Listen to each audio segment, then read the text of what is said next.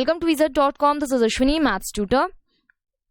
Our question is the number of lines of symmetry in the box given below is. And we have given one box. If a line divides a figure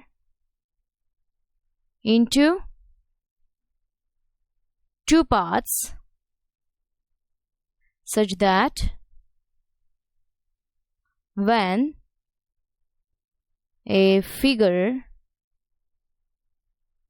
folded about the line,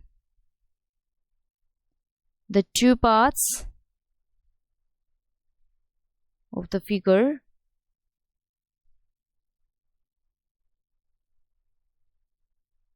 coincide, then the line is known as line of symmetry. So here we can observe for A there are 4 lines of symmetry.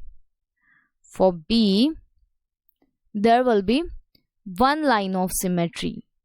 For C there will be 4 lines of symmetry, and for D there will be 1 line of symmetry.